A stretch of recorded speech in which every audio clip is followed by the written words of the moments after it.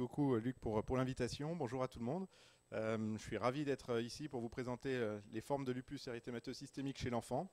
On a beaucoup à échanger entre nous, entre les pédiatres et les internistes. Beaucoup de pédiatres, comme moi, ont choisi la pédiatrie parce que dans une certaine mesure, c'est la médecine interne de l'enfant. Et vous êtes les experts des maladies rares, des maladies inflammatoires. Et donc, les rhumatopédiatres qui voient ces maladies ont beaucoup à échanger avec vous. D'autant que finalement, ces enfants qui grandissent, ensuite, c'est vous qui allez les suivre. Et si on réfléchit, c'est vous qui allez même les suivre plus longtemps que nous. C'est ce qu'on espère à nos patients. Donc c'est important de connaître les particularités pédiatriques qui effectivement sont distinctes des formes que vous connaissez bien.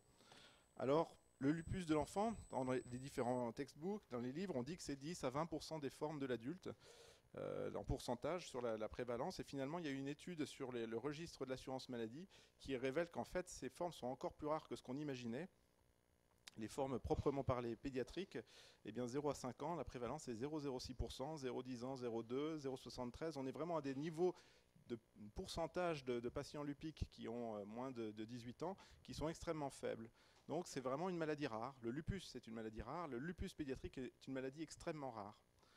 Elle est extrêmement rare et je vais vous exposer ses particularités cliniques, et puis ensuite discuter un petit peu de forme génétique, qui est l'élément particulier des formes pédiatriques.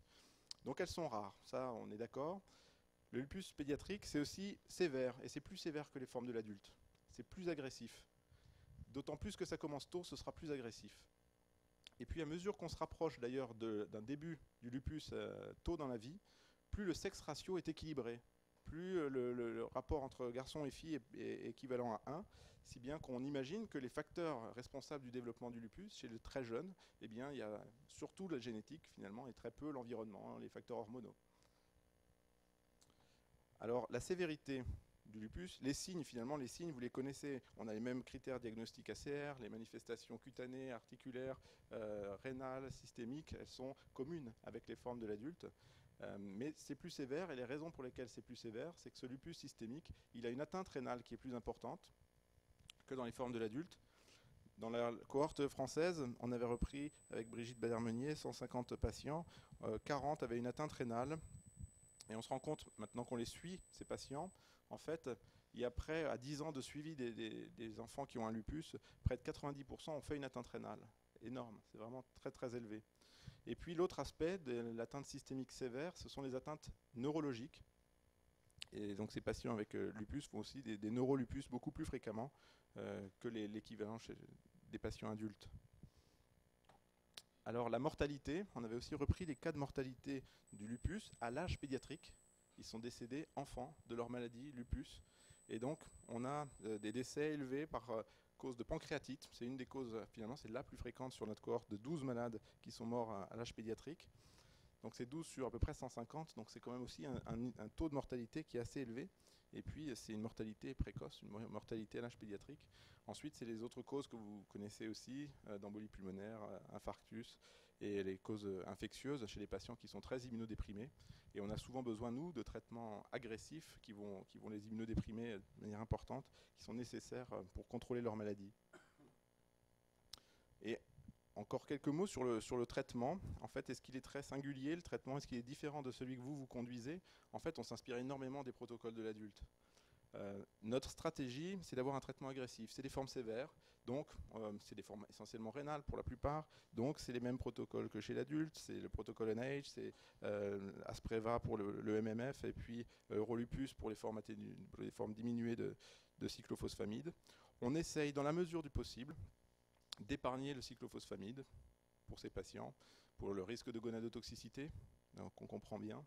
Et on utilise volontiers le MMF dans les traitements d'attaque de nos atteintes de néphropathie lupique de l'enfant, en association aux corticoïdes, plus volontiers en bolus que sous forme de corticoïdes péros, le plaquenil comme pour tous les enfants.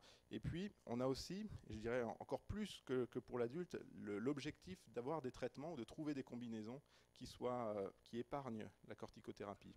Donc il y a des essais actuellement de traitements qui combinent MMF et rituximab, MMF et tacrolimus, avec une décroissance de corticoïdes qui est beaucoup plus rapide, dont l'intérêt essentiel, c'est pour les enfants de restaurer une croissance satisfaisante, d'être moins ostéopéniant, moins toxique sur l'os. Ces enfants que l'on traite de manière agressive, ils vont grandir, on vous les confiera, on leur souhaite ensuite de vivre le plus longtemps possible, et donc c'est dans cette perspective qu'on essaye d'avoir des traitements à la fois agressifs, épargnants en cortisone et en cyclophosphamide. Malheureusement, ce n'est pas toujours possible.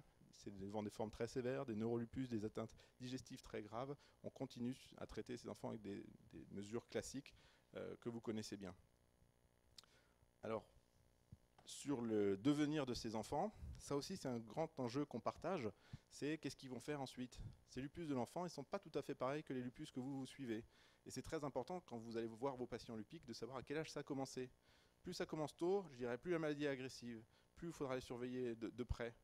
Et on considère, il y a des gens qui ont évalué le damage de la maladie chez l'enfant, ils l'ont comparé à l'adulte. Eh bien, le taux de damage, il est 2 fois plus important chez l'enfant que chez l'adulte. On a un niveau d'agressivité de la maladie qui est vraiment supérieur.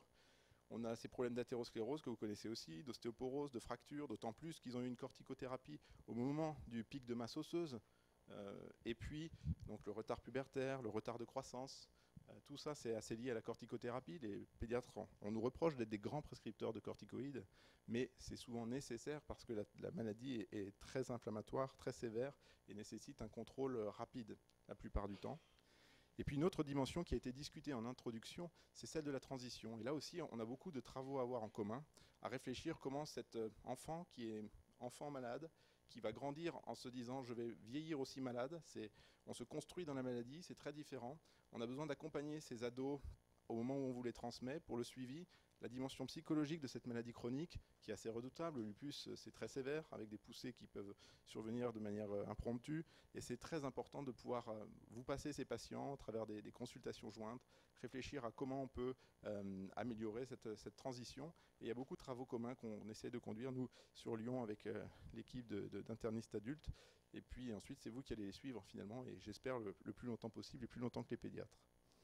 Alors à côté de ces éléments qui vous brossent un peu le panorama des particularités générales du lupus de l'enfant, je vais vous présenter des formes cette fois-ci un peu particulières de lupus que l'on voit, et on se pose toujours la question, nous les pédiatres, quand on a un lupus qui commence à 3-4 ans, on se dit quand même, effectivement les facteurs hormonaux ça ne doit pas jouer un rôle très important, mais par contre la génétique peut-être.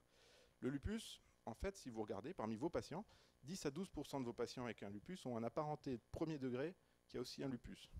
C'est pas si rare. Le taux de concordance entre jumeaux, c'est assez élevé. Et puis, il y a un rapport que les généticiens aiment bien, moi je ne le connaissais pas avant, c'est le rapport lambda-S qui permet d'évaluer l'impact génétique qui existe dans le développement d'une maladie. Ça correspond à la fréquence de la maladie dans la fratrie, rapportée sur la fréquence de la maladie dans la population générale. Plus c'est élevé, plus l'impact génétique est important, on considère, dans le développement de la maladie. Et si on regarde toutes les maladies auto-immunes, parmi lesquelles la polyarthrite rhumatoïde, le PSO, l'hypothyroïdie d'Hashimoto, etc., celle pour laquelle ce rapport est le plus élevé, c'est le lupus. Probablement le lupus, c'est la maladie auto-immune pour laquelle la génétique joue le rôle le plus important.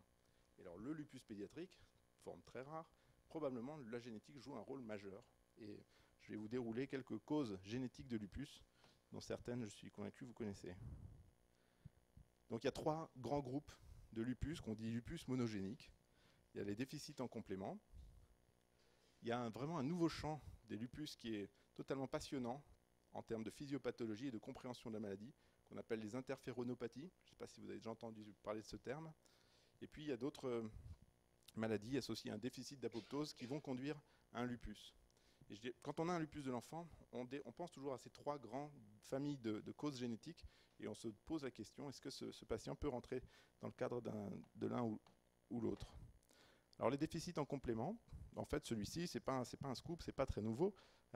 Vous savez que le déficit en complément, ça va prédisposer au lupus. Ça c'est la cascade du complément avec la voie classique, la voie des lectines, la voie alterne. C'est un peu comme la cascade de la coagulation, on a besoin de l'avoir sous les yeux pour se souvenir comment c'est. Et donc ça aboutit à la C3 convertase, puis ensuite au complexe d'attaque membranaire. Donc c'est l'ensemble de la voie classique et la voie des lectines, mais jusqu'à la voie terminale, pour laquelle un déficit va prédisposer à des infections et aussi au développement du lupus, dans 2 degrés différents en fonction du type de sous-unité qui est déficitaire.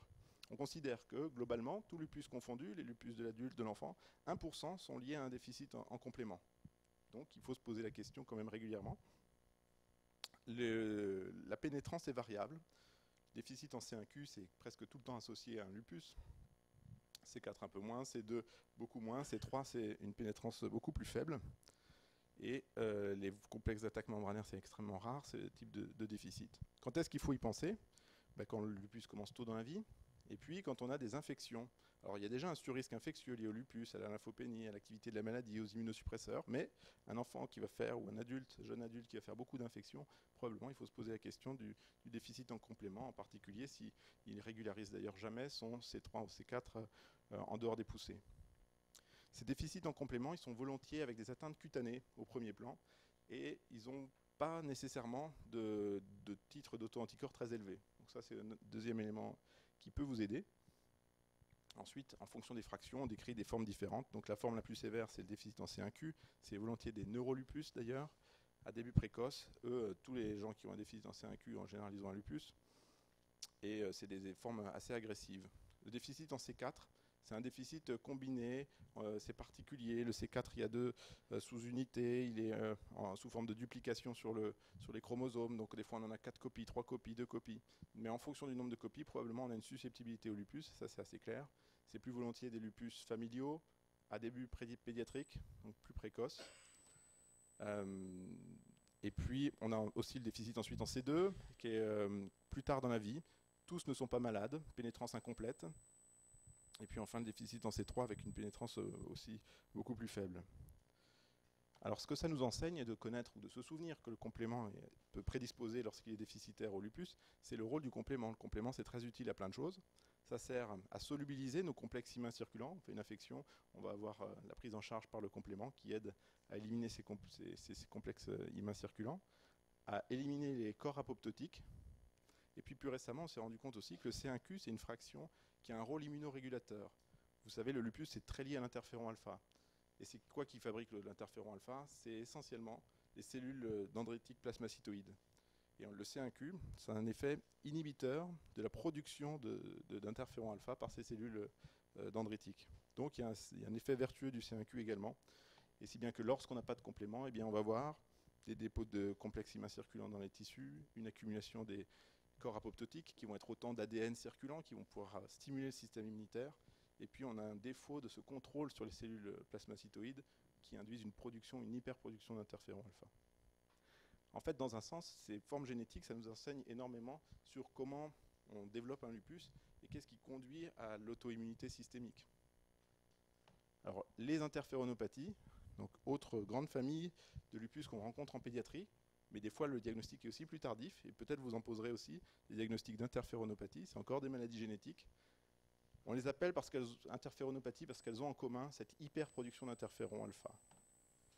Et alors toute cette histoire des interféronopathies, c'est une histoire passionnante, qui a commencé à partir d'une maladie qui ne ressemble pas du tout à un lupus, que vous connaissez probablement pas, qui s'appelle le syndrome d'Aicardi-Gouttière. C'est un truc que connaissent les pédiatres, sûrement moins les internistes, parce que c'est une maladie neurologique, essentiellement. C'est des enfants qui naissent avec une microcranie, des calcifications cérébrales, une encéphalopathie sévère, et souvent, ça mime en fait une sorte d'infection materno-fœtale. Des enfants qui naissaient avec ce diagnostic, initialement, on faisait toutes les sérologies de torches pour vérifier est-ce qu'il n'y a pas eu une infection materno-fœtale pendant la grossesse. Et d'ailleurs, un élément du diagnostic, c'était de regarder la réponse interféron. On faisait une PL, l'interféron était au plafond. On dit, bon, on a éliminé les causes infectieuses, c'est un syndrome d'Aicardi-Gouttière. Certaines formes étaient génétiques. Il y a plusieurs cas dans la famille. Et on a récemment trouvé le gène, ça s'appelle TREX1, et on verra à quoi ça sert.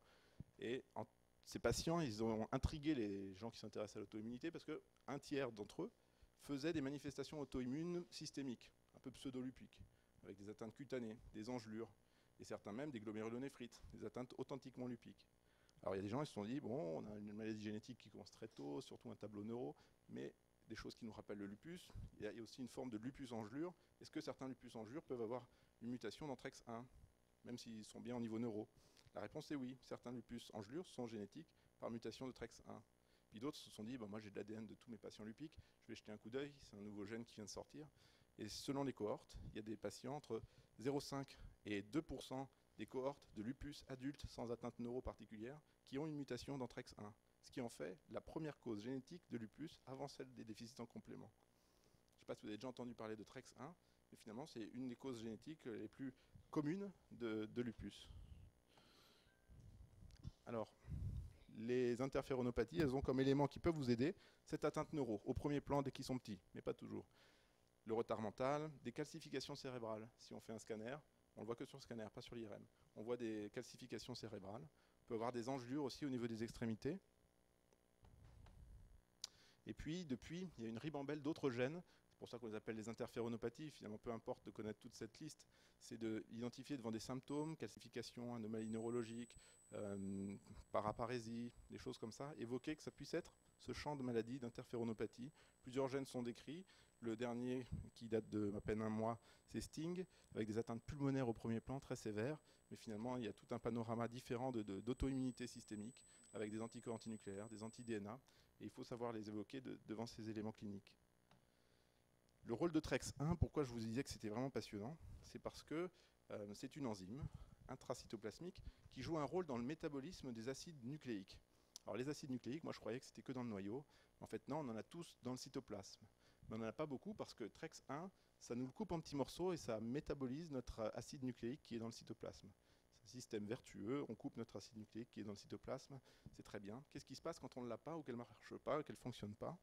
En fait, les acides nucléiques qui sont dans le cytoplasme ne sont pas dégradés et vont être reconnus. On est plein de récepteurs de l'immunité innée dans notre cytoplasme qui sont là pour senser une réponse, une attaque d'un virus, d'un pathogène, et qui peuvent reconnaître des motifs ADN, ARN, et qui déclenchent une réponse immunitaire, en particulier une réponse interféron. Donc les patients qui sont mutés pour TREX1, eh bien, ils vont avoir une accumulation de leur propre acide nucléique dans le cytoplasme. Le système immunitaire, lui, que ce soit un virus ou que ce soit à l'intérieur qui sont toxiques, il réagit de la même manière, et produit des caisses d'interféron alpha. Et c'est ce processus qui va conduire ensuite au développement de cette auto-immunité très particulière. Donc il y a grosso modo, en fonction des gènes, on décrit deux grandes familles d'interféronopathie, celles pour lesquelles on a un défaut de dégradation des acides nucléiques cytoplasmiques, qui vont être reconnus par les récepteurs d'immunité innée, production d'interférons, ou alors on a des mutations activatrices de ces propres récepteurs, STING ou MDA5, ça c'est des récepteurs d'ARN ou d'ADN intracytoplasmiques, pour ceux qui s'intéressent à l'immunité innée, au PRR et tout ça. Ça, ce sont tous les gènes finalement sont candidats, tous ceux qui sont des senseurs de l'immunité innée peuvent finalement, on peut imaginer, quand ils sont mutés de manière activatrice, induire une production d'interférons excessive. Alors il y a un autre déficit qu'on associe aux interféronopathies, mais qui est un peu différente, qui associe une maladie qui est difficile à prononcer, une spondylo-enchondrodysplasie. C'est une dysplasie osseuse avec des manifestations auto-immunes. La dysplasie osseuse, c'est surtout une petite taille. Si on ne fait pas de radio, on ne s'en rend pas compte après du reste. C'est des enfants petits qui ont un lupus. Et si on fait des radios, donc il y a des anomalies au niveau des cartilages, à ce niveau-là par exemple, donc des enchondroses, au niveau des plateaux vertébraux, on voit qu'il y a des anomalies, ils ont aussi des calcifications cérébrales, donc ils se rapprochent un petit peu des interféronopathies, on la regroupe dans ce grand champ de maladies. Et je pense qu'il faut vous poser la question des adultes qui ont un lupus, qui sont petits, qui n'ont pas forcément reçu des wagons de corticothérapie ou de corticoïdes, ça peut être des déficits en TRAP, phosphatase acide tartrate résistante, c'est un gène qui s'appelle ACP5, et c'est à la fois exprimé dans l'ostéoclaste et dans la cellule dendritique. C'est la seule chose qu'on comprend à peu près sur les manifestations. On imagine que ça associe le phénotype osseux et immunologique parce que les cellules qui l'expriment sont dans l'os ou au niveau du système immunitaire, mais l'hyperproduction d'interféron alpha n'est pas bien comprise. Ensuite, la dernière grande famille de lupus génétique, c'est les déficits de l'apoptose. Alors ça, vous avez sûrement entendu parler des syndromes ALPS, les mutations en face ligand, ça donne une auto-immunité, mais sur les globules rouges, sur les lignées sanguines, et une grosse lymphoprolifération, hépatosplénomégalie, adénopathie. On peut les démasquer avec la recherche de double négatif dans le sang. Vous avez déjà entendu parler peut-être de ces diagnostics. L'ALPS, c'est un modèle d'étude de l'auto-immunité qui est aussi très intéressant, mais ils ne font jamais de lupus, ils ne font jamais de glomérulonéphrite. La souris, oui, face mutée, elle fait une glomérulonéphrite, ça ressemble à un lupus. D'ailleurs, la plupart des études murines elles sont faites sur les CD95 mutés, donc les souris LPR, mais par contre, chez l'homme, ça ne fait pas vraiment un phénotype de lupus.